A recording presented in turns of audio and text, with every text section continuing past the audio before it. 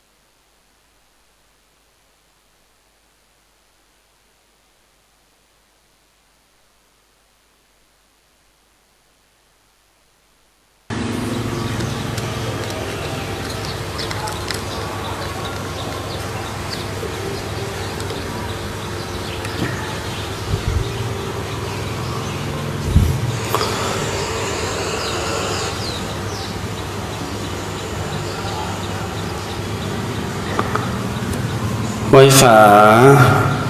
ท่านบาอาจารย์ญาติโยม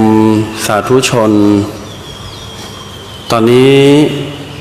กลับมาแห่งกรรมหนึ่งนะครับตะกี้นี่สัญญาณบ่ได้ยินนะครับบอกว่าตอนนี้ได้ยินหรือยังครับท่านอาจารย์ท่านพระครู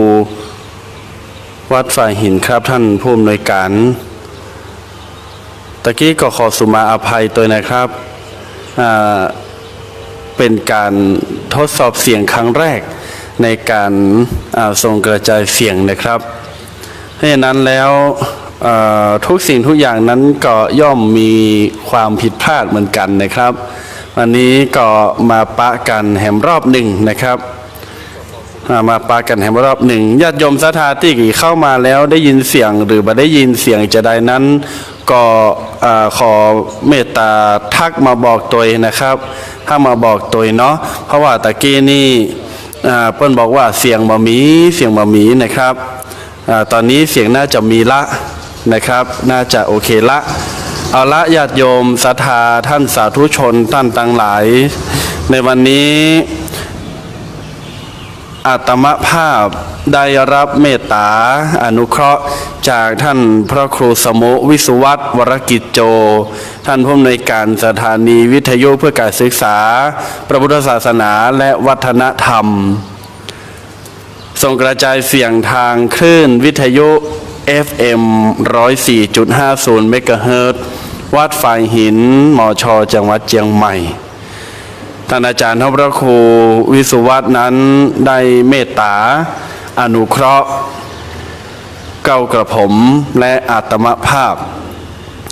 ได้เป็นผู้ดำเนินรายการประจำเช้าวันเสาร์ตั้งแต่เวลา 8 โมงจนถึง 9 โมงครึ่งชั่วโมงกึ่งโดยประมาณญาติโยมศรัทธาท่านสาธุชนท่านต่างหลายท่านใดที่กำลังรับฟังอยู่ทางสถานีหรือว่าทางคลื่น 104.50 ญาติโยมศรัทธาท่านสาธุชนตลอดจนถึงพอตังไลฟ์สดของอาตมภาพก็ทักทายอู้จากันได้ก็เดี๋ยวจะได้บอกเบอร์โทรศัพท์ไว้ตอนช่วงท้ายๆหรือจะรับสายหน้าใหม่เนาะเพราะว่าตอนนี้เป็นอย่างที่อาตมภาพได้กล่าวไปได้บอกไปว่าเป็นวันแรกเป็นเช้าแรกที่ได้ทดสอบในการกระจายเสียงไปยังคลื่นวิทยุ 104.50 วัดฝ่ายหินมช.เชียงใหม่เพราะฉะนั้นแล้วอาตมภาพถือว่าเป็นคลื่นลูกใหม่หรือว่าเป็นเปิ้นฮ้องว่าจั่งซอฮัดใหม่เหมือนไก่ฮัดขันอันนี้ก็ตู้เจ้ากำลังมาฮัด ใหม่เหมือนกันเนาะหลายท่านหลายคนก็เคยได้ยินได้ฟังอาตมภาพตังคลื่นสีขาววิทยุของท่านอาจารย์พระครูอภิวัฒนวิกรมท่านอาจารย์บรรยงวัดปากตังเจริญตอนนี้ตมภาพก็ได้ยุติ ในการกระจายเสียงของคลื่นสีขาวไปก่อนเพราะว่าตอนนี้ทางสถานีกำลังอยู่ในช่วงการปรับปรุงเปลี่ยนแปลงเนาะปรับปรุงเปลี่ยนแปลงแล้วช่วงนี้นั้นก็ได้มาดำเนินรายการของวัดฝ่ายหินจังหวัดเชียงใหม่เมตตาธรรมท่านอาจารย์พระครูวิสุวัตรพระครูสมุวิสุวัตรได้เมตตาคือแก่ลูกพระคือแก่เก้ากระผมเพราะฉะนั้นแล้วญาติโยมศรัทธาทั้ง10 กว่าท่านที่หน้า Facebook ตลอดจนถึงญาติโยมศรัทธาต่างคลื่นวิทยุตมาภาพนั้นมีชื่อว่าพระสมุกฤตนิธิทัศน์เปิ้นฮ้องกันว่าตุเคหรือว่าตุปีเคเจ้าอาวาสวัดสะปุงน้อยอำเภอป่าซางจังหวัดเชียงใหม่ท่านทั้งหลายอาจจะสงสัยว่าโหอายุ20 ป่ายก็ยังมาฟังเป็นเจ้าอาวาสตะวันนี้มีศรัทธาญาติโยมตังที่เปิ่นฟังวิทยุของคลื่นสีขาวเปิ่นมาตังบ้านโฮงตลอดจนถึงมาตังเวียงหนองล่องแล้วก็โดยหล่อมาตานเพื่อที่จะเตรียมงานออกวาสาก็มาถวายสังฆทานก่อนเปิ้นก็ตักว่าโอ้ทุกปีก็เศร้าไปแต่ยังฟังเป็นเจ้าอาวาสก็ยังมารอให้มัน30-40ก่อนเฮาก็บอกว่าก็เปิ้นตั้งเปิ้นแต่งให้เฮาก็ไปกล้าคัดอีเนาะ เฮาก็บ่กล้าคัดแด่ญาติโยมศรัทธาทั้งหลายเพราะฉะนั้นแล้วเมื่อวาระและโอกาสมาถึงเฮาก็จะต้องควายคว้าเอาไว้ก่อนเพราะว่า3 อย่างเนาะท่านทั้งหลาย3 อย่างที่เปิ้นบอกว่าบ่สามารถจะควายคว้าเอามาได้เมื่อมันผ่านไปแล้ว3 อย่างนั้น1ก็คือเวลา2โอกาส3และความไว้เนื้อเชื่อใจความไว้เนื้อเชื่อใจเวลาและโอกาสเนี่ยเมื่อมันหายไปแล้วมันลุดลอยไปแล้วบ่สามารถจะไขว้คว้าปิกมาได้ละเหมือนกับสายน้ำญาติโยมศรัทธาทั้งหลายมันเหมือนกับสายน้ำถ้าว่าสายน้ำมันยุดนิ่งเฮาก็สามารถตักปูตักปลาตักอะไรอย่างขึ้นมาได้อยู่แต่ว่าในขณะเดียวกันถ้ามันไหลไปเรื่อยน้ำปิงก็ได้น้ำทาก็ได้น้ำลีก็ได้ปิงวังยมนั่นมันไหลไปเฮาก็บ่สามารถจะกักมันไว้ได้ละเพราะฉะนั้นญาติโยมศรัทธาทั้งหลายเวลาโอกาสเมื่อเฮามีแล้วก็จงไขว่คว้าเอาไว้และประคับประคองเวลาและโอกาสนั้นให้สมบูรณ์ให้เรียบร้อยและเต็มที่ไปกับมันทำงานบริหารกิจการงานต่างๆที่เราได้รับมอบหมายโดยความสุขโดยความบริสุทธิ์และโดยความไว้เนื้อเชื่อใจซึ่งกันและกันอันนี้เป็นข้อธรรมเบื้องต้นที่อาตมาภาพจะเอามาฝากให้กับญาติโยมศรัทธาฝากแชร์เนอร์ตั้งทั้งหลายพอใน Facebook ก็ตามฟังตั้งใดก็ตามเนาะบอกว่าตั้งไลน์บอกว่าตั้ง Facebook ของสถานีวัดฝ่ายหินหรือของอาตมาภาพวัดสะปุงน้อยตอนนี้ช่วยกันแชร์เมตตาช่วยกันเป็นธรรมทานสัพพะทานังธรรมะทานังชินาติญาติโยมศรัทธาการให้ธรรมะเป็นตาลเนี่ยย่อมจะชนะการตาลกุ้ยสิ่งกุ้ยอย่างวันนี้พบปะกับญาติโยมศรัทธาคลื่นวิทยุวัดฝ่ายหินมช.เชียงใหม่ก็หวังว่าตั้งแต่วันนี้เป็นต้นไปลูกพระอาตมภาพตนนี้ตุเจ้านามดตุเจ้าคน บัลเลาบัลลอเหมือนณเดชน์นี่บางงามเหมือนยาย่าแล้วก็บะมีเสน่ห์เหมือนดารานักแสดงเซเลบต่างๆแล้วก็บะมีวาทะที่จะม่วนบะมีวาทะที่จะตลกขบขันเหมือนกับครูบาอาจารย์นักเทศน์ทั่วๆไปแต่ตามภาพขอเมตตากับบรรดาญาติโยมศรัทธาตลอดจนถึงครูบาอาจารย์ได้เมตตาเป็นกำลังใจเป็นแห่งกายแห่งใจแล้วก็เพิ่มพลังใจเพิ่มความรู้ความสามารถให้แก่ตมภาพได้ก้าวต่อไปเนาะแล้วก็จะได้อยู่เป็นกู้เป็นกิมกันจะม่วนงานสันเล้ากันญาติโยมศรัทธาพี่น้องศรัทธาสาธุชนหลายต่อหลายท่านฟังวิทยุมาตั้งแต่เป็นตั้งแต่แรกละมาจนถึงบัดเดียวก็ยังฟังกันอยู่ชื่นชมและน่าอนุโมทนาครูบาอาจารย์หลายต่อหลายรูปติดตามวิทยุของวัดไฟหินมช.ตลอดจนถึงหลายๆสถานีที่กระจายเสียงออกไปญาติโยมศรัทธาก็เหมือนกันเป็นกำลังใจให้แก่กันและกันเนอะกำลังใจเป็นสิ่งที่ไร้ตัวตนแต่มีอิทธิพลทั้งผู้ให้และผู้รับจะไปลืมคือกำลังใจซึ่งกันและกันในรายการที่ผ่านมาตมภาพใช้ชื่อว่าวาทธรรมกำยองแต่จะอู้กำยองจะอู้กำไทยจะอู้กำเมืองศูนย์อ่านมีคอมเมนต์มาว่าบางท่านบางคนเปิ้นฟังกำยองบ่ค่อยหูเรื่องขอเมตตาตุ๊ปี้ขอเมตตาท่านอาจารย์เคจ้อยอู้กำเมืองคือกำเตะข้าเจ้าอีป้ออีแม่จะได้ฟังหูเรื่องได้ญาติโยมศรัทธา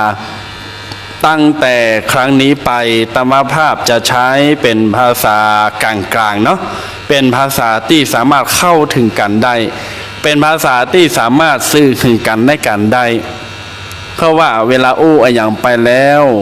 ญาติโยมศรัทธาจะมีความเข้าอกเข้าใจได้ง่ายขึ้นเนาะตั้งแต่วันนี้เป็นต้นไปทุกวันเสาร์เวลา 8 โมงจนถึง 9 โมงครึ่ง 9 โมง 30เจิญญาติโยมศรัทธาได้ฟังกัน และเป็นกำลังใจให้ตัวหนุ่มเนนน้อยตัวนี้เนอะขอเมตตาได้ผลักดันส่งเสริมเพื่อว่าจะได้ช่วยกันบำรุงพระพุทธศาสนาจะได้ช่วยกันให้ศาสนาเฮาเจริญรุ่งเรืองวิวัฒนาสถาพรไปเรื่อยๆเอาละญาติโยมศรัทธาสาธุชนท่านทั้งหลายท่านทั้งหลายที่จะทักทายอาตมภาพหน้าใหม่แฟนรายการวิทยุก็ตามใน Facebook Live ก็ตามหรือฟังจากการถ่ายทอดสดเสียงทางภาพในระบบหลายๆระบบหลายๆที่มีความประสงค์จะโทรศัพท์มาทักทายอู้จากันวันนี้ถือว่าเป็นวันแรกอู้จาทักทายกันได้ญาติโยมศรัทธาเนาะภัยที่มีความเมตตาอนุเคราะห์ที่จะโทรศัพท์มาหาตมภาพทักทายก็สามารถโทรมาได้ที่เบอร์ข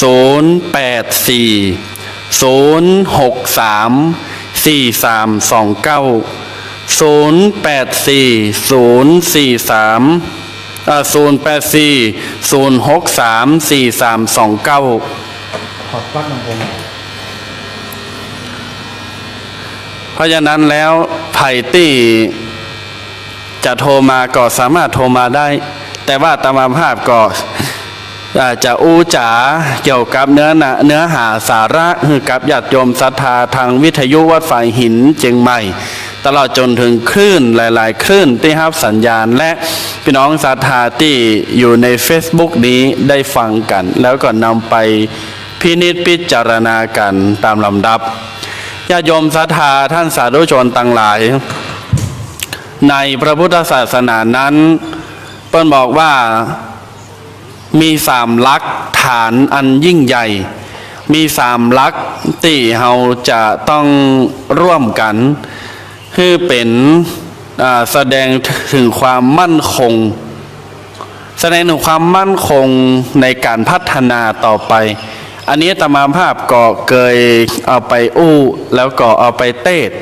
ตลอดจนถึงนำมาบอกนำมาจากกับญาติโยมศรัทธาหลายๆครั้งบอกว่าจะจำกันได้ก่อนอย่างหนึ่งสามหลักอย่างที่หนึ่งหลักที่หนึ่งหลักบ้านต้องรุ่งเรือง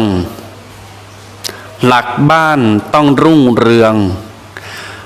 อย่างที่สองหลักเมืองต้องศักดิ์สิทธิ์หลักเมืองต้องศักดิ์สิทธิ์หลักที่สามหลักชีวิตจะต้องมั่นคงเพราะฉะนั้นหนึ่งหลักบ้านต้องรุ่งเรือง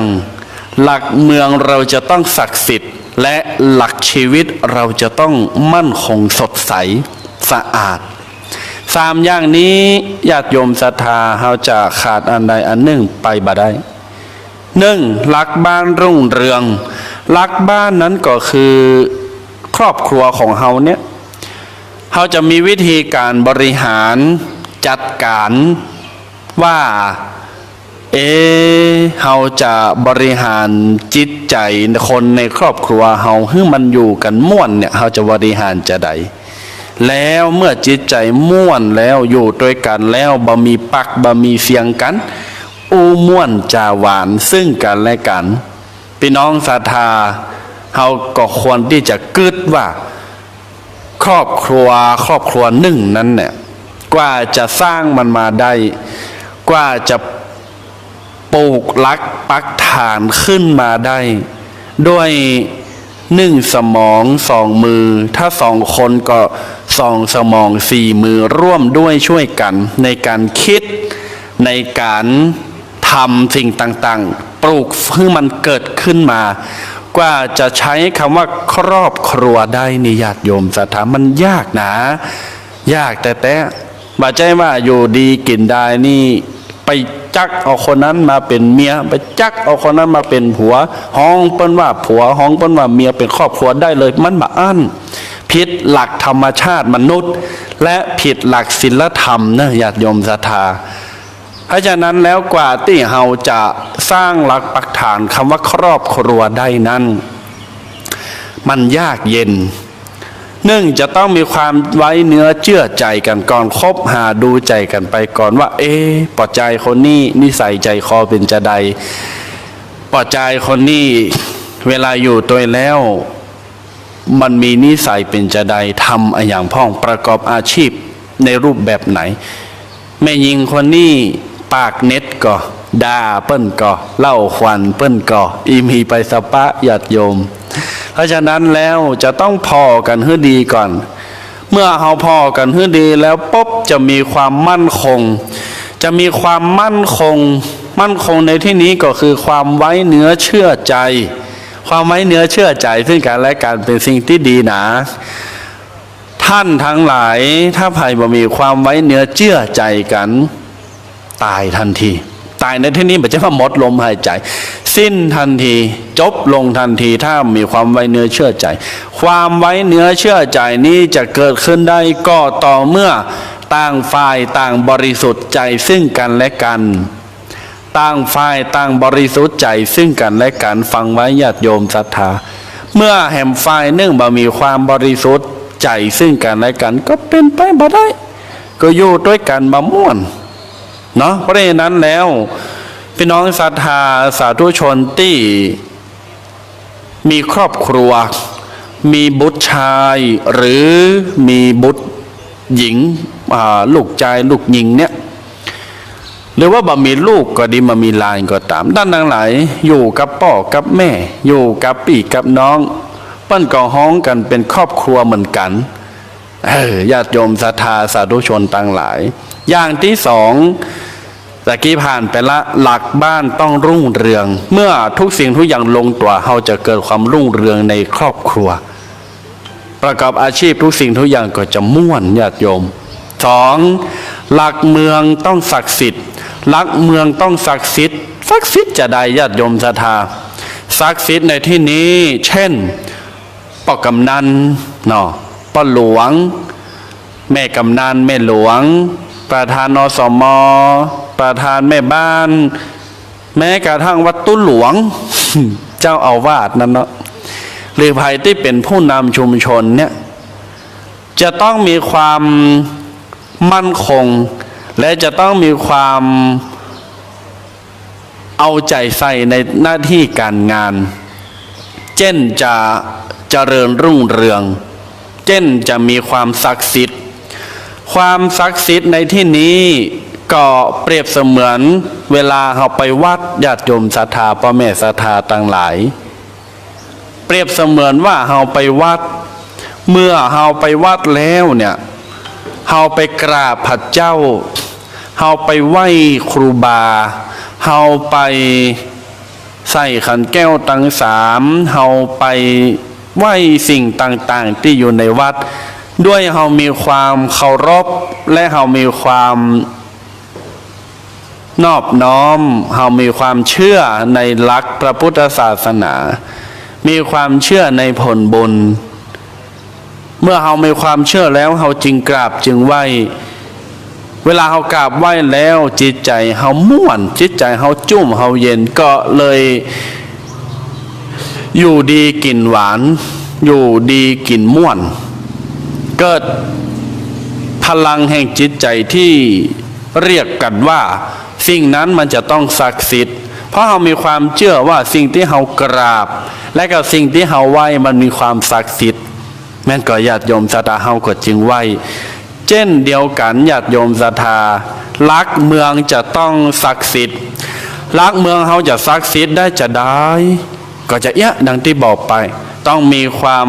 มั่นคงบะเอียงซ้ายเอียงขวาบะไปฟักไฟไหนไฟหนึ่งต้องอยู่เป็นกลางต้องอยู่เป็นกลางจนคือพี่น้องประชาชนหรือคนในครอบครัว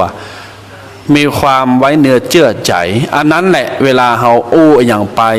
สั่งอย่างไปเราก็จะมีความศักดิ์สิทธิ์ขึ้นเอาอย่างที่สองผ่านไปต่อไปอย่างที่สามญาติโยมศรัทธาต่างหลายพ่อแม่ศรัทธาเจ้าต่างหลายอย่างที่สามหลักชีวิตจะต้องสดใส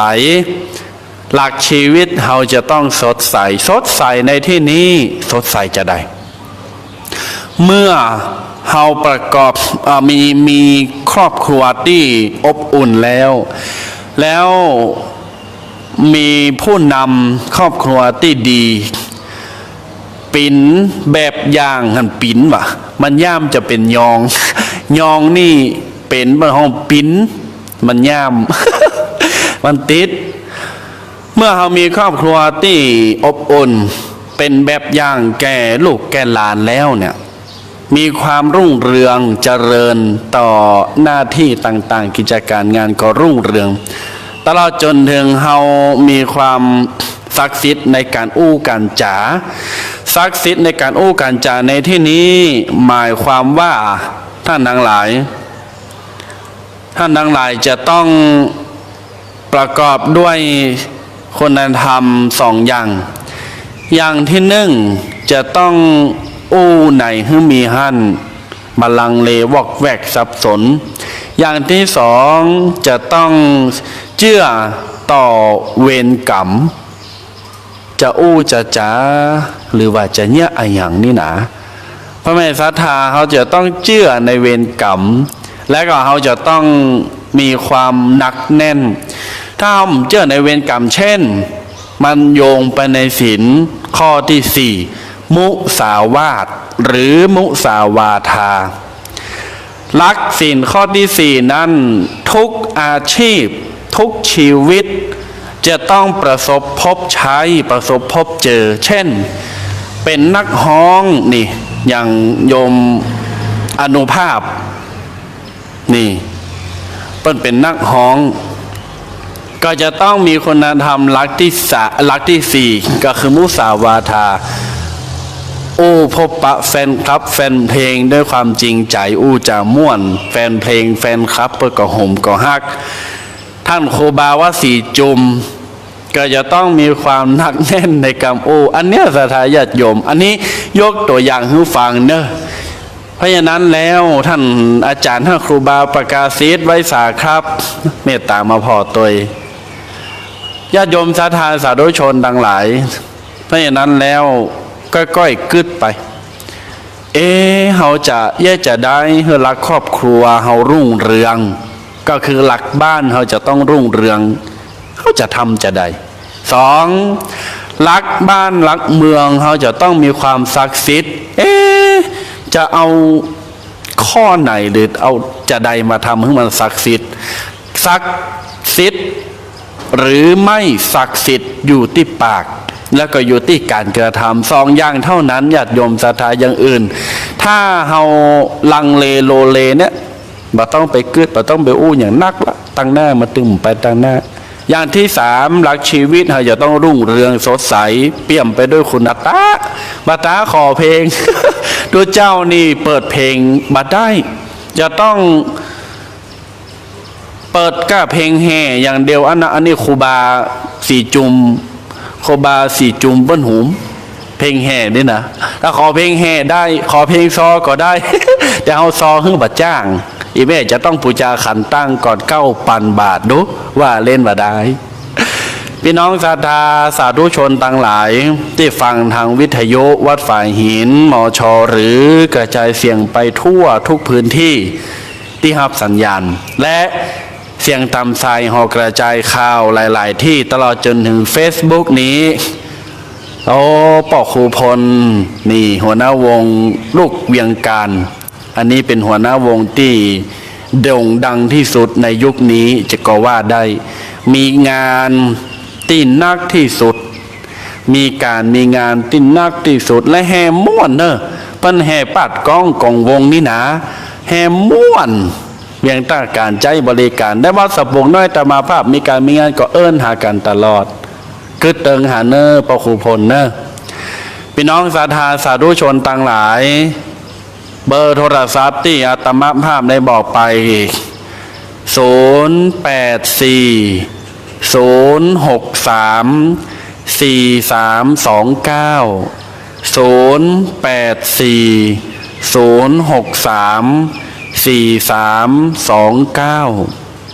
ใครฟังว่าตังปุ้นนี่สัญญาณชัดก็ทีก็ตังใดสัญญาณม่วนสัญญาณม่วนว่าสัญญาณบัดชัดสัญญาณฟังแล้วบ่ม่วนจะได้ก็ตักตายกันมาได้หรือบักก้าโทรดีไอทุเจ้าพี่น้องศรัทธาก็พิมพ์มาในเฟซก็ได้เนาะญาติโยมศรัทธาสาธุชนต่างหลายในช่วงนี้เนี่ยโดยเฉพาะวันนี้คนเฒ่าคนแก่อีพ่ออีแม่ต่างหลายเปิ้นจะได้เตรียมเกียมดาเป็นวันห่อวันดานะวันนี้นะเป็นวันดาเป็นวันห่อเพราะว่าวันพรุ่งนี้วันพุธเปิ้นจะปากันไปใส่ข้าวบาตรหยาดปกเนื่องจากเป็นวันออกพรรษาตุเจ้าครูบาอาจารย์เปิ้นฮ้องว่าปวารณาออกพรรษาญาติโยมทำขนบธรรมเนียมของบ้านเฮาเมืองเฮาล้านนาเฮาบ่ฮื้อสูญฮื้อหายไปอย่างที่สองเป็นการพบปะฮ้องว่าเป็นการปะปี้ปะน้องเวลาพ่อแม่คนเฒ่าคนแก่นี่นะมันมีเสน่ห์เปิ้นมีเสน่ห์อยู่อย่างหนึ่งเนาะเสน่ห์นั้นก็คือว่าเวลาเปิ้นอยู่บ้านอยู่วัดอยู่วานี่แล้วเวลาเปิ้นมาปะกันนี่นะมันม่วนเฮ้ยพี่น้องศรัทธาว่าอันเนอะตัวเจ้าหันก็มีความสุขม่วนอีพ่ออีแม่อยู่บ้านก็เงากกงกอยู่กับวิทยุอยู่กับตุ๊เจ้าเวลามาวัดป๊บก็ได้หันตึงผัดเจ้านี่ได้กราบตึงผัดเจ้าได้ไหว้ตึงพระสงฆ์องค์เนนปลายเบปอได้ตักได้ตายได้อู้ได้จับพ่อแม่พี่น้องเปื้อนป้องวงวานอู้ม่วนจาวานใส่กันแหม ว่าอันเหนือญาติโยมศรัทธาสาธุชนต่างหลายเพราะฉะนั้นแล้วเป็นสิ่งที่ดีงามหนึ่งดีต่อพระพุทธศาสนาเฮาสองดีต่อวัดต่อวาและสามดีต่อตัวของเฮาพระแม่ศรัทธาต่างหลายเวลามาปะกันนี่เปิ้นมีอย่างเปิ้นก็จะอู้จะจากันมันม่วนมันงันมีหั่นก็เอามาอู้มีนี่ก็เอามาอู้ได้ตักตายกันได้ขออย่างเดียวนะญาติโยมนะขอแค่อย่างเดียวจะไปเล่าขวัญทุเจ้า จะไปเล่าขวัญทุเจ้าจะไปนั่งเล่าขวัญทุเจ้าเพราะฉะนั้นแล้วอู้จากันไปเตอะญาติโยมศรัทธาม่วนงานสันแล้วหนึ่งเปิ้นดึงส่งเสริมให้คนเฒ่าคนแก่นั่นออกไปแอวตามบ้านตามจองเปิ้นดึงส่งเสริมให้คนเฒ่าคนแก่ไปวัดไปว่าไปอู้ไปจากันมีไผอู้ก็อู้กับปูจานก็ได้ถ้าปูจานบินหลังตามก็อู้กับตุเจ้าพระเนนสุดแต่ตุเจ้าพระเนนบอกอู้โตยกับปุ้นเตียวปิกบ้านเตยแม่เฮย เพราะฉะนั้นแล้วเอามาอู้มาจ๋าเพื่อหวังว่าพี่น้องศรัทธาตั้นทั้งหลายจะปากันไปวัดพัดกันไปวาใส่เข้าบาตรฟังเทศฟังธรรมวันพุธฟังเทศฟังธรรมนะญาติโยมศรัทธาแฮมบะปอนั้นวันพรุ่งนี้13ตุลาเป็นวันที่ประเทศไทยน้ำนองไม่ใช่น้ำนองจากฝนนะไม่ใช่น้ำนองจากอากาศน้ำนองจากน้ำตาของเฮานี่13ตุลาครบรอบ2 ปีที่ในหลวงรัชกาลที่9ได้เสด็จสวรรคตไปจากไปยังบ่มีวันกลับคืนสู่หัวจิตหัวใจคืนสู่แผ่นดินแต่พระองค์ท่านก็ยังอยู่จารึกตรึกไว้อยู่ในจิตในใจของพระสงฆ์นิกรเจ้าพุทธเจ้าไทยของเฮาเสมอมาเพราะฉะนั้นแล้ววันพรุ่งนี้พี่น้องศรัทธาเฮาจะได้ใส่บาตรทำบุญไปกินไปทานได้อยู่2 วาระวาระที่1ก็คือพรุ่งนี้วันปวารณาออกพรรษาตุเจ้าเปิ้นเข้าวัดสาเข้ากรรมปฏิบัติธรรมกรรมฐาน3 เดือนเต็มๆกันยาสิงหากันยาตุลา3 เดือนเต็มๆแล้ววันพรุ่งนี้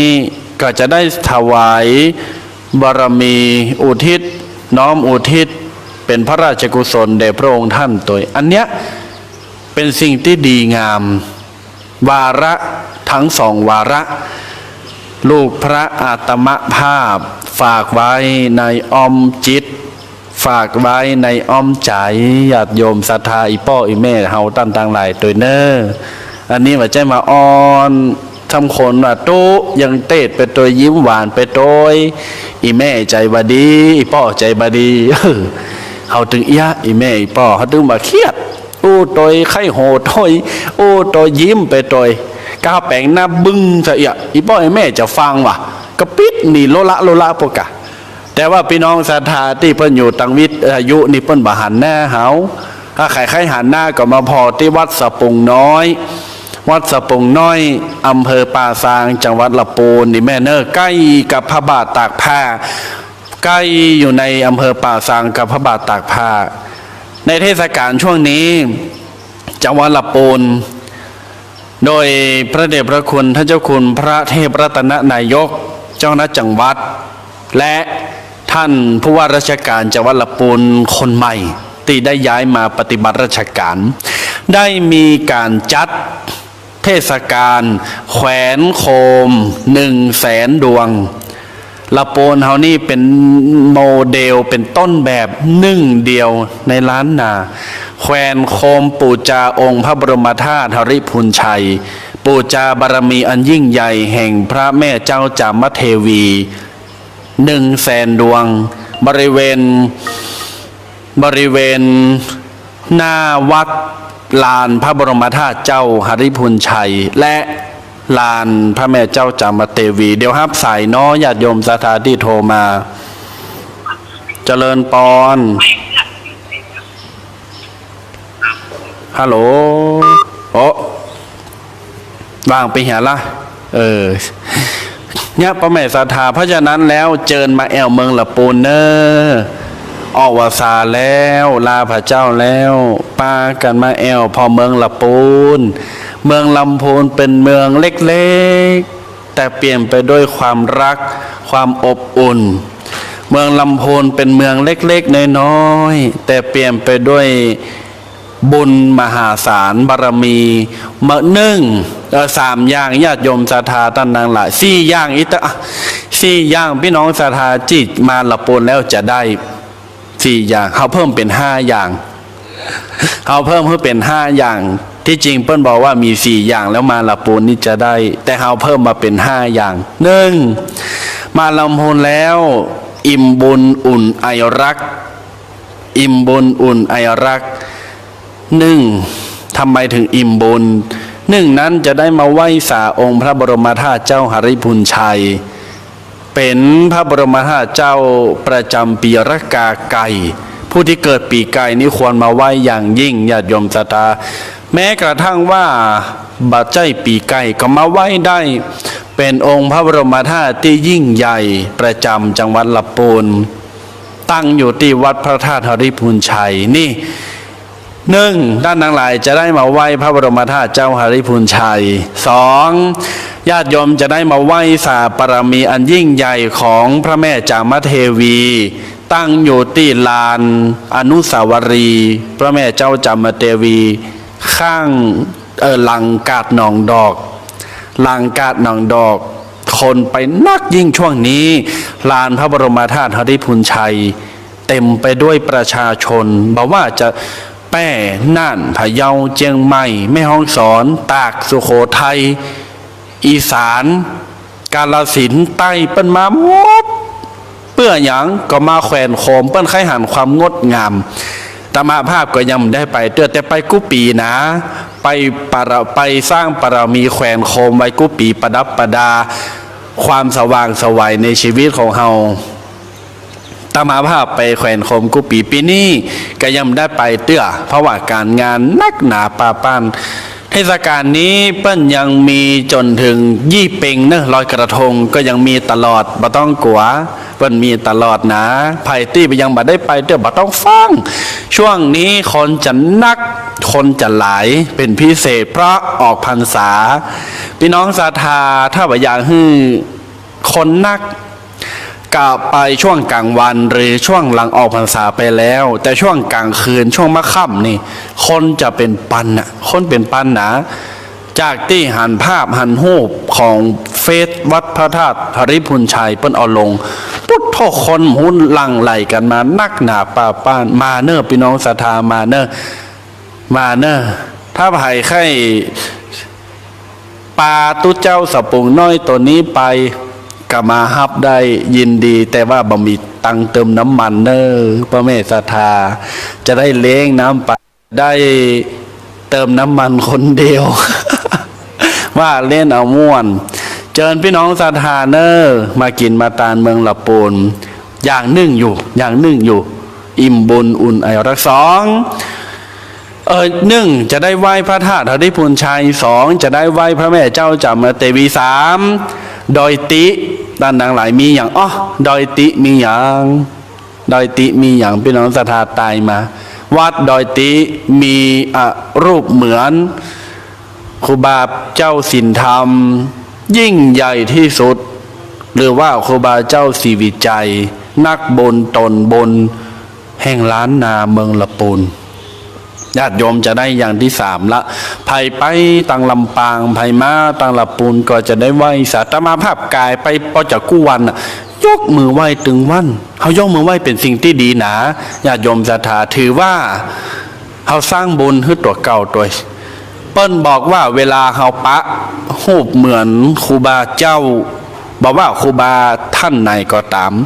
หรือเฮาไหว้สาพระพุทธรูปเจ้าตันใจหรือว่าพระพุทธรูปทั่วไปทุกสิ่งทุกอย่างที่อยู่ในวัด1 คนก็ได้บุญ1 ครั้งเวลาไหว้ปันคน100 คนเวลาไหว้ป๊อบบุญก็จะเกิดปันครั้ง100 ครั้งอานิสงส์ก็จะเพิ่มพูนไปเรื่อย เพราะฉะนั้นตั้งมา10 กว่าปี20 กว่าปี100 กว่าปียิ่งไหวบารมีก็ยิ่งเกิดบ่มีภัยไหวบารมีก็จะบ่เกิดเพราะฉะนั้นพระหัตถ์เจ้าริพุนชัยตั้งมาสมัยโอ้โถเมินนานละพระเมสถาจวบจนถึงปัจจุบันนี้มีบารมียิ่งใหญ่มหาศาล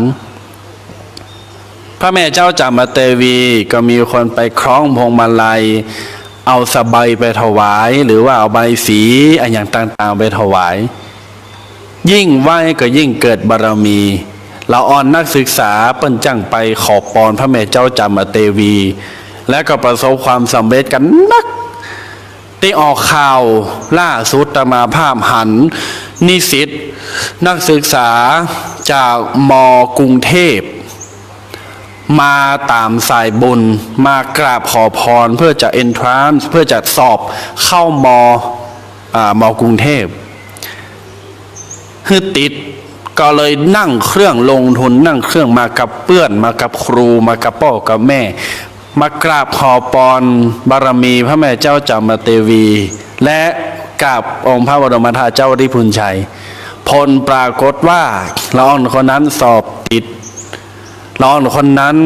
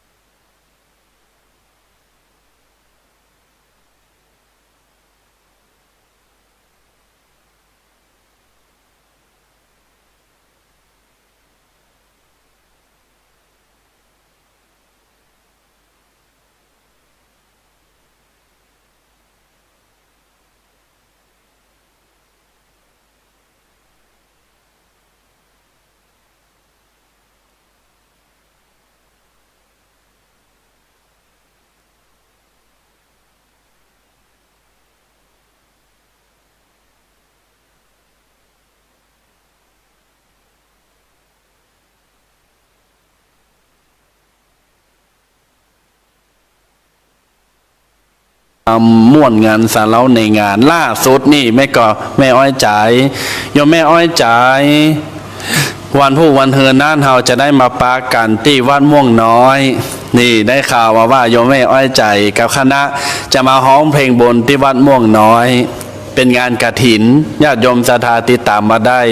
เพราะฉะนั้นแล้วพี่น้องศรัทธาสาธุชนที่มีความตั้งใจว่าอยากจะมาละปูนถิ่นลำโพนอิ่มบุญอุ่นรักมาลำโพนอิ่มบุญอุ่นไอรักเขาจะได้หูทุกสิ่งทุกอย่างเจอเนอพระแม่ศรัทธาตามาภาพเจิญวัดสะปุงน้อยตั้งอยู่ที่อำเภอป่าซางจังหวัดละปูนตะกี้ก็ได้บอกเบอร์ไปละหรือว่าญาติโยมศรัทธาภัยจะมาแอลมาพอก็มาได้เนาะทั้งหมดทั้งมวลนี้ดู9 โมงละญาติโยมศรัทธาแฮม30 นาทีอยู่ก็ต้องฟังวันนี้มีอย่างขจะมาโอ้กันหมดแต่วันเดียวนี้นะต้องกลัวคะแนนพี่น้องศรัทธาจะไปละจะไปขว้างกันนี่แต่กี้20 กว่า20 ปลาย10 ปลายคนพอกันนี่จนแล้วเนอห้ามละกันนะถ้าละกันนี่เขาจะให้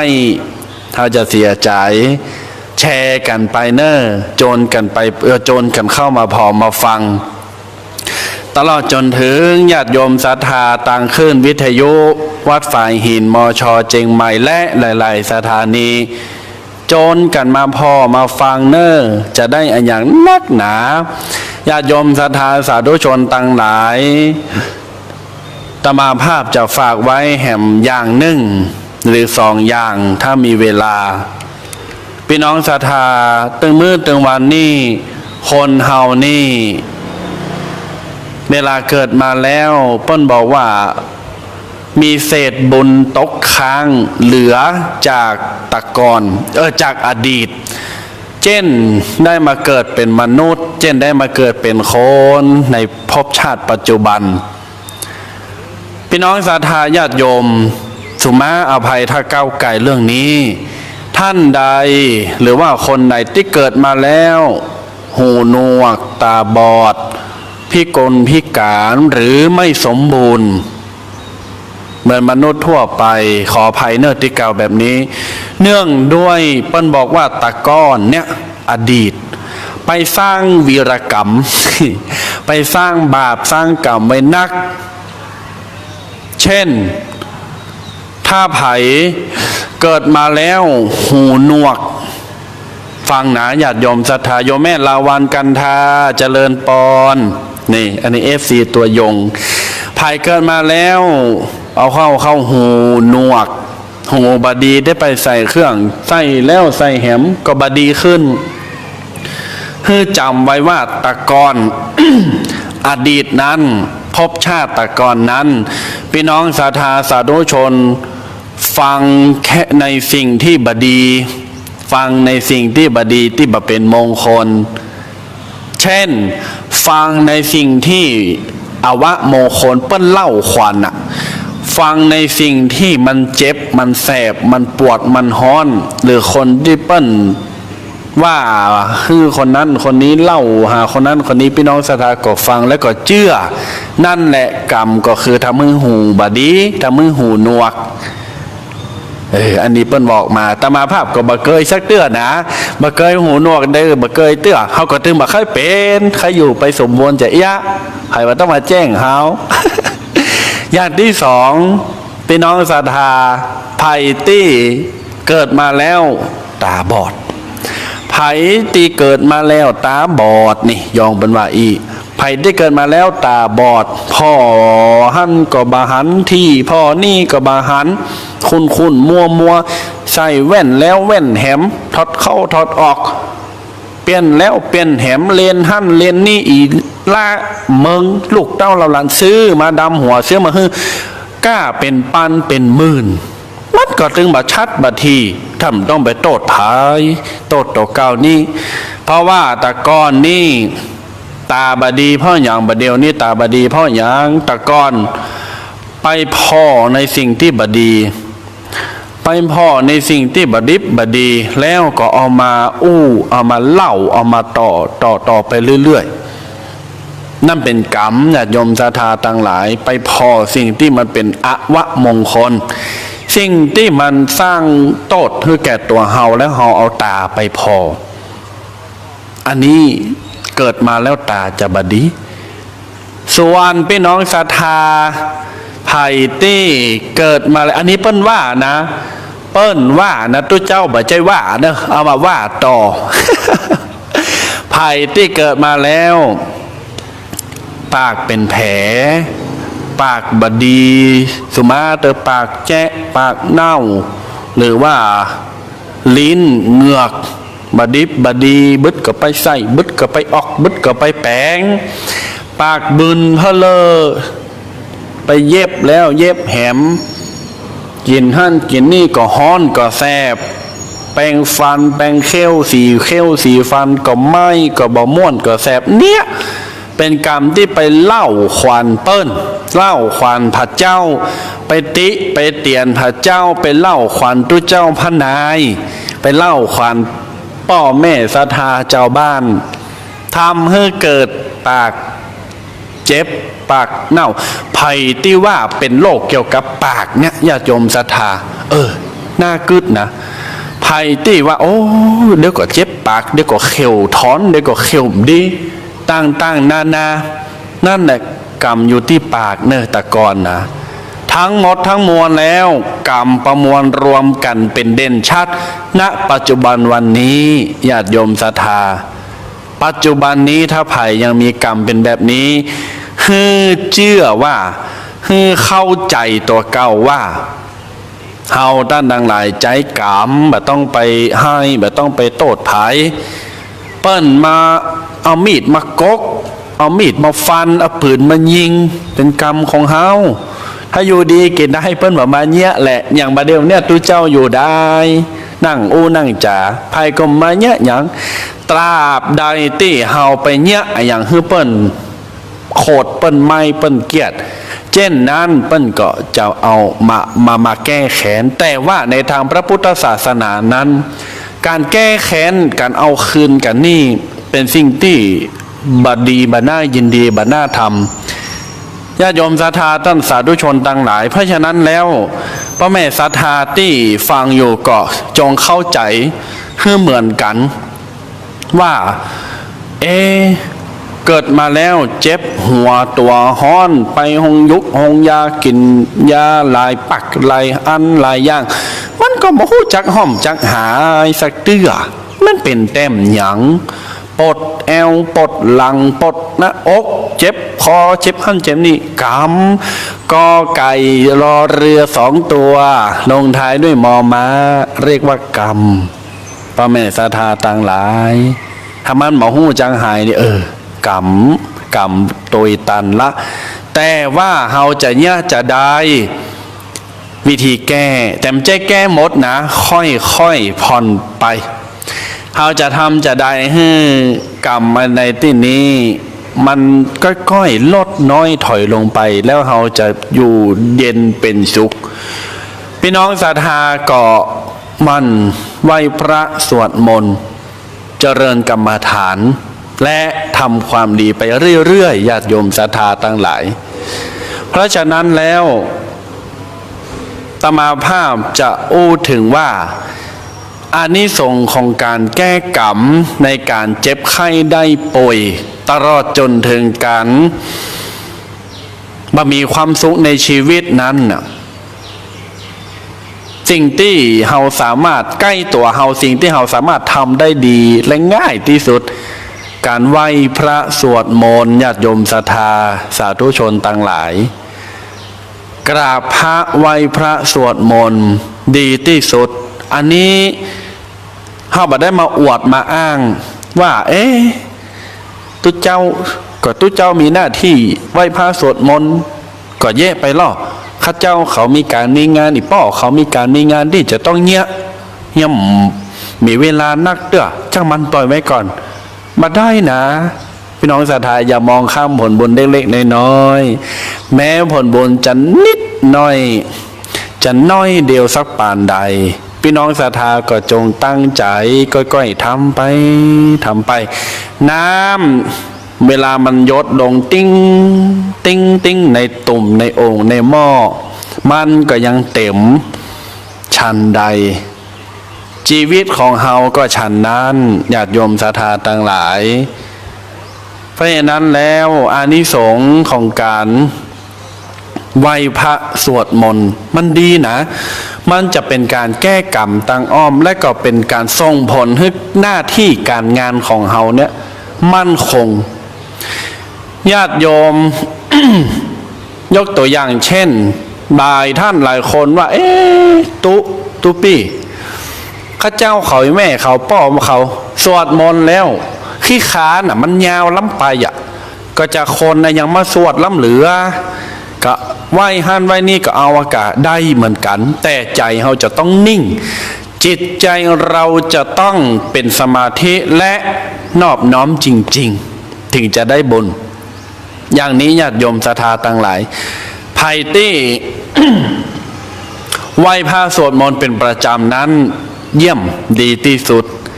ไผ่ที่บักเกยเลยหรือจะปรับเปลี่ยนมาธรรมภาพจะบอกเคล็ดลับวิธีหนึ่งญาติโยมศรัทธาตั้งนะโม3 จบจะเป็นกำเมืองหรือว่าภาษาไทยสัญญกจะได้ก็ได้แล้วแต่ความถนัดโดยปกติบ้านเฮานั้นจะนิยมสวดกันเป็นกำเมืองเนาะสวดเป็นกำปืนเมืองก็สวดตั้งนะโม3 จบอันนี้เอามอกปอหอมปากหอมคอหนาจะบอกเคล็ดลับให้หน้าที่การงานจะงามจะรุ่งเรืองจะดีจะใดเงินทองจะเข้ามาจะใดวันนี้จะบอกเคล็ดลับให้ญาติโยมศรัทธาไม่เคยบอกที่ไหนสักเตื้อที่นี้ที่เดียวนี่ญาติโยมศรัทธาทั้งหลายเพราะฉะนั้นแล้วตั้งนะโมก่อน2พุทธังสรณังคัจฉามิจนถึงตติยัมปิสังฆังสรณังคัจฉามิเป็นการสรรเสริญพระบารมีจากนั้นท่องบทอิติปิโสอิติปิโสนั้นมีบทอิสวาสุ3 อย่างอิติปิโสสวาคาโตสุปฏิปันโน3 อย่างสรรเสริญพระพุทธคุณพระธรรมคุณพระสังฆคุณแปลได้ซ้ำดีญาติโยมศรัทธาแปลได้ซ้ำดีญาติโยมศรัทธาถ้าไผ่สวดได้จะดีมากบทต่อไปบทพาหุงเป็นบทปราบมารชนะมารพระพุทธเจ้าชนะมารตั้งหลายต่างๆหลังจากตรัสรู้แล้วก็เพราะบทพาหุงนะญาติโยมศรัทธานะบทติปิโสบทพาหุงทางทุเจ้าพระเนนบทสวดมนต์นี้เรียกว่าบทถวายพรพระจะนิยมกันสวดตอนเช้านะหรือว่าในขณะที่ทำวัดญาติโยมศรัทธาก็สามารถสวดได้อย่าลืมบทพาหุงสวดจนจบหลังจากบทพาหุงแล้วเราจะมีความมอบความเมตตาอาทรมีความอ่อนน้อมอ่อนโยนให้แก่สรรพสัตว์หรือว่ามนุษย์เรา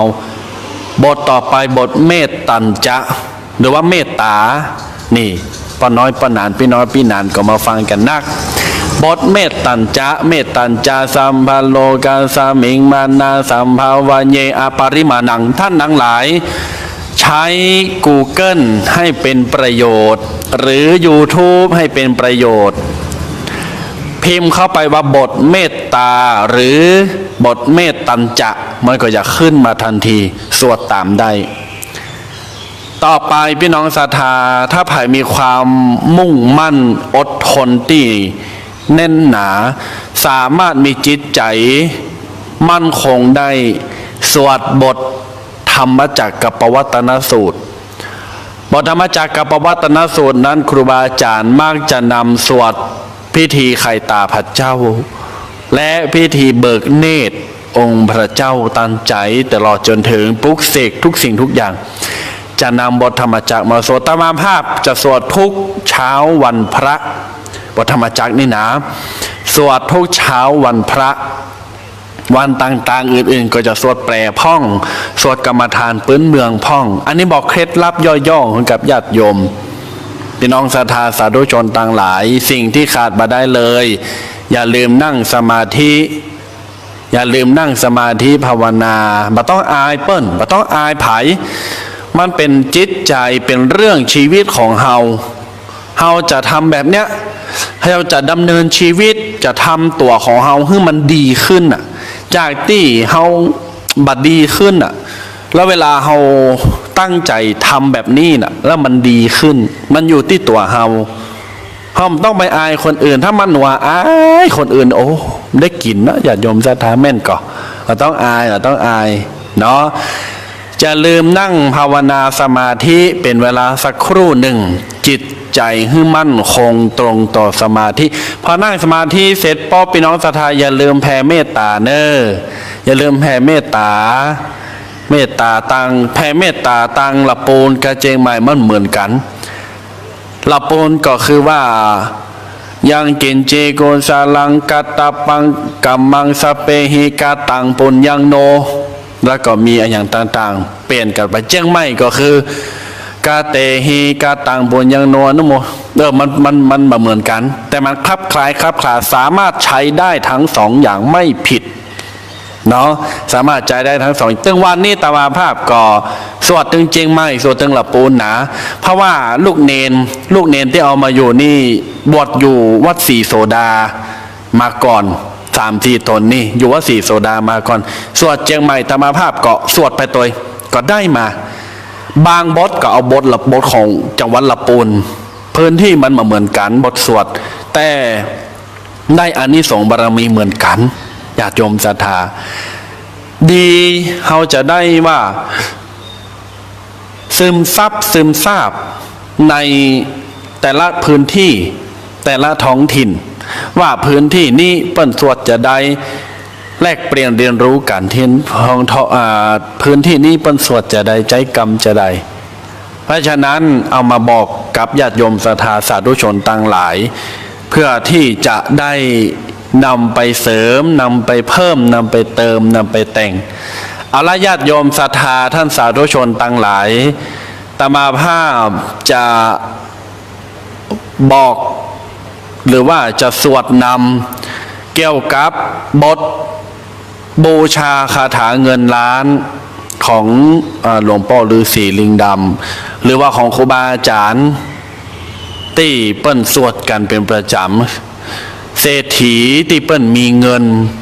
ปอกค้าปอกขายที่เปิ้นมีลูกค้ามานักหรือคนที่เปิ้นเป็นใหญ่เป็นโต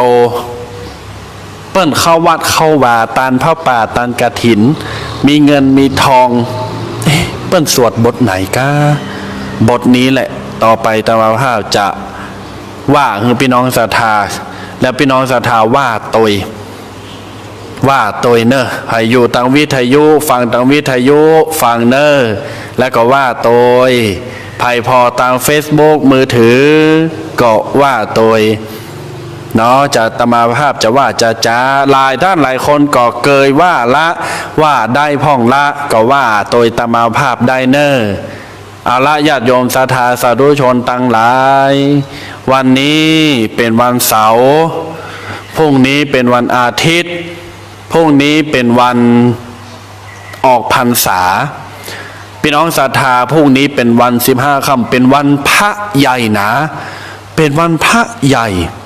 ยิ่งสวดยิ่งบูชาบารมีพระพุทธคุณพระธรรมคุณพระสังฆคุณบารมีคุณพ่อคุณแม่คุณครูบาอาจารย์เฮายิ่งจะเจริญเติบโตและ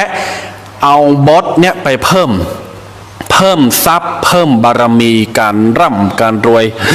เฮาสวดป๊อบจะไปเกิดว่าสวดป๊อบขอให้มีเงินมีทองเข้ามาขอให้โจกลาภได้มาเนอะจะไปเกิดจะอันสวดไปเรื่อยด้วยจิตใจบริสุทธิ์ญาติโยมศรัทธาต่างหลายสวดด้วยจิตใจบริสุทธิ์วันหนึ่งบทนี้มันจะค่อยทยอยคืนกำไรสู่ชีวิตของท่านต่างหลายเนาะเอาละวันพรุ่งนี้เป็นวันออกพรรษาพี่น้องศรัทธาก็เอาบทเนี้ยไผ่ที่จะจำได้ก็จำได้ก็เอาไปสวดกันไผ่ที่จำมาได้ก็เขียนเอาแล้วก็หรือว่าจะอัดในมือถือก็ได้เนาะเอาละพี่น้องศรัทธาปนมมือเนอะธรรมภาพจะบอกละว่ามีสวดจะได้พ้อง เนาะอู้ว่ากันไปจ้าก้อยยกมือประนมมือเนอตั้งนะโมว่านะโมพร้อมกับอัตมภาพไปโดยการเป็นภาษาไทยณบัดนี้นะโมตัสสะภะคะวะโตอะระหะโตสัมมาสัมพุทธัสสะนะโมตัสสะภะคะวะโตอะระหะโตสัมมาสัมพุทธัสสะนะโมตัสสะภะคะวะโตอะระหะโตสัมมาสัมพุทธัสสะต่อไปคือว่าโตยก้นอัตมาภาพจะว่านำเนอประเมศทาเนอสัมปติฉามินาสังสิโมว่าก้อยๆว่าจ้าเอาให้รอบเพราะว่ามันเป็นกรรมที่พี่น้องศรัทธาอาจจะว่าพิษพ่องว่าบ่เข้าใจพ่องคนเฒ่าคนแก่ศรัทธามันจะต้องว่าไปตะน้อยเนาะเพราะฉะนั้นแล้วญาติโยมศรัทธาท่านสาธุชนพุทธบริษัทว่าไปจ้ามันเป็นกรรมพรหมะเนี่ยมันเป็นกรรมพ้องเสียงญาติโยมศรัทธาก็จะต้องว่าจ้าเพื่อว่าเราจะได้มีความจำและมีความคล่องตมาภาพจะว่าสองรอบตมาภาพจะว่าสองรอบเนาะญาติโยมศรัทธาเนอเอาเนอแห่งกรรมหนึ่งสัมปติฉามินาสังสิโมพรหมมาจะมหาเทวาสัพเพยขาปรายันติพรหมมาจะมหาเทวาอภิลาภาภวันตุเมมหาปุญโญมหาลาโภภวันตุเมมิเตภะหุหติพุทธมะอาอุนะโมพุทธายะวิระทะโยวิระโคนายังวิระหิงสาวิระทาสีวิระทาสาวิระอิทธิโยพุทธัสสะมานีมามะพุทธัสสะสวาหมสัมปติฉามิเพ่งพาหารือสาธุญาติโยมว่าจากนี้ไป3 รอบเริ่มตั้งแต่คืนนี้นะสวดมนต์มาค่ำมาคืนมาเจ้ามาวิมาวันก็ว่าได้หมดพี่น้องศรัทธาอยู่บดายตั้งหลายก็ว่าได้ปูจาไปในตัวเดี๋ยวจะเอาไม้แหมรอบเนอเอาไม้แหมรอบนะญาติโยมศรัทธาที่ฟังอยู่เนาะเอาพร้อมกันเนอว่าตามอัตมภาพหรือจะจดอัดเสียงก็ได้เอาประนมมือเนอญาติโยมเนอสัมปติฉามินาสังสิโมพรหมมาจะมหาเทวาสัพเพยัคขาปรายันติพรหมมาจะมหาเทวาอภิลาภาภวันตุเมมหาปุญโญมหาลาโภภวันตุเมมิเตภะหุหติพุทธมะอาอุนะโมพุทธายะวิระทะโยวิระโคนายังวิระหิงสาวิระทาสีวิระทาสาวิระอิทธิโยพุทธัสสะมานีมามะพุทธัสสะ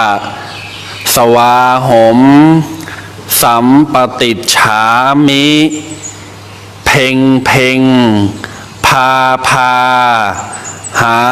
ารือ สาธุสาธุสาธุว่าอย่างนี้ซ้ำๆ3 รอบแต่ถ้ามีเวลาท่านทั้งหลายว่าให้ครบ9 รอบว่าคาถานี้ให้ครบ9 รอบญาติโยมศรัทธาจะก้อยๆมีความสบายใจมีความศรัทธา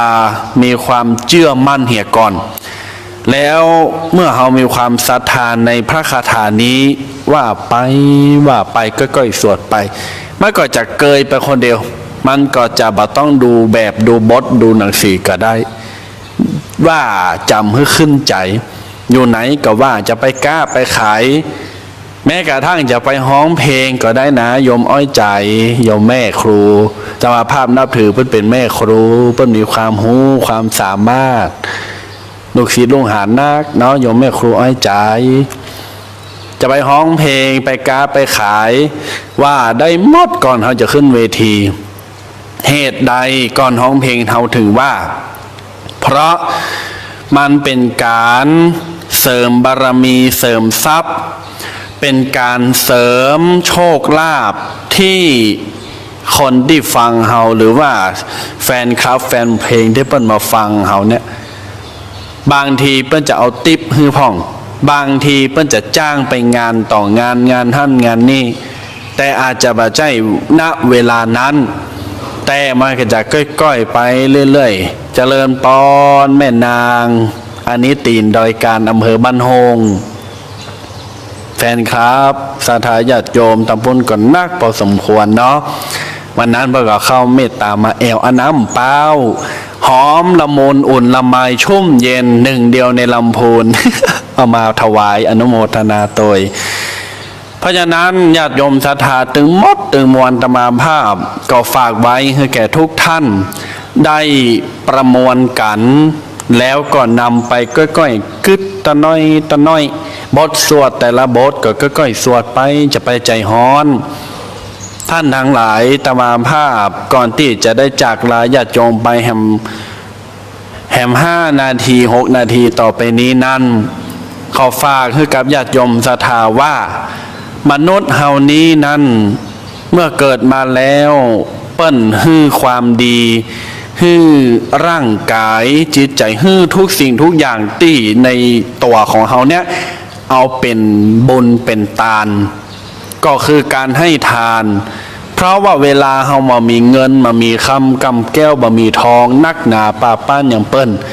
เฮาจะสามารถฮื้อทานได้จะใดก็ร่างกายของเฮาเนี่ยฮื้อทานบ่ใช่ว่าเฮาสละตัดแข้งตัดขาไปฮื้อเปิ้นบ่ใช่ญาติโยมศรัทธาพี่น้องศรัทธาที่ฟังวิทยุตอนนี้อยู่ก็ฟังไว้พี่น้องศรัทธาใน Facebook ตอนนี้ก็ฟังไว้5 อย่างในร่างกายเมื่อเฮามามีเงินมามีทองเฮาสามารถจะทำอย่างไรให้เป็นบุญทำอย่างไรให้เป็นทานได้ 1. ใบหน้าของเราให้เป็นทานใบหน้าของเฮาก็คือเนี้ยอย่างตมาภาพทำให้ตลอดรายการเนี่ยเกือบจะชั่วโมงครึ่งมาเนี่ยสังเกตพอตมาภาพมีกิริยาท่าทางจะได้1. เห็นได้ชัดก็คือรอยยิ้มรอยยิ้มแสดงถึงความจริงใจรอยยิ้มแสดงถึงความสุขบ่มีความโศกความตกอย่างที่ตมาภาพได้บอกไปว่าประเทศไทยเมืองเฮานี้เป็นเปิ้นฮ้องว่าเมืองแห่งรอยยิ้มเวลาเฮายิ้มคือเปิ้นแล้วเฮาจะมีความสุข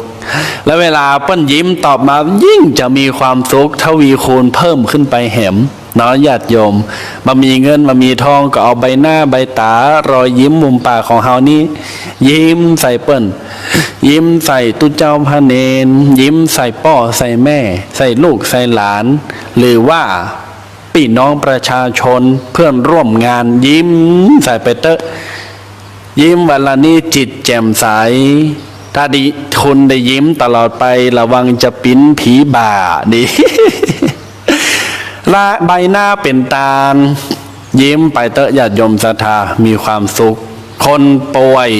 โรคภัยไข้เจ็บเป็นท่านเป็นนี่นอนอยู่ในห้องยุกห้องยานอนอยู่ในบ้าน ให้เปิ้นยิ้มให้เปิ้นมีความสุขเป็นการเพิ่มพลังขึ้นไปแหมนะญาติโยมนะไปดื่มยิ้มให้แก่กันเนอสองไม่มีเงินมีทองจะทำอย่างไรมีวาจาเป็นทานมีปากเป็นตาลก็คือสร้างกำลังใจพูดให้กำลังใจพูดชมเชยอวยพรพูดในสิ่งดีๆงามๆเมื่อคนฟังแล้วจุ่มอกจุ่มใจมีกำลังจิตกำลังใจเฮาก็ได้บุญเปิ้นก็ได้บุญเหมือนกันญาติโยมแม่นางโอวันทาเกิดโอ้ยแม่กำลังเข้ามาเจริญปอนต้อนรับเนอเนี่ยญาติโยมศรัทธาตั้นต่างหลายสามมีดวงตาเป็นทานเมื่อเฮามีใบหน้าแสดงรอยยิ้มความจริงใจละแล้วมีปากวาจาในสิ่งที่ดีต่อไปมีดวงตาเป็นทานดวงตาเป็นตาลเฮามอบเพื่อเปิ้นด้วยความอ่อนโยน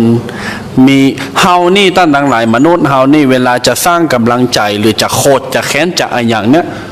มันจะออกมาทางสีหน้าและบ่งบอกทางสายตาเช่นถ้าเฮาโคตรตาก็จะเป็นแหมย่างจะลุกก็จะเปิดโพงขึ้นก็จะสวกบักกล้าเข้าใกล้แต่ถ้าเฮามีเป็นคนจิตใจร่มเย็นจิตใจดีจิตใจเป็นบุญเป็นกุศลชอบกินชอบทานอยู่กับวัดกับวาทำบุญมันนักแยกแยะความดีความชั่วได้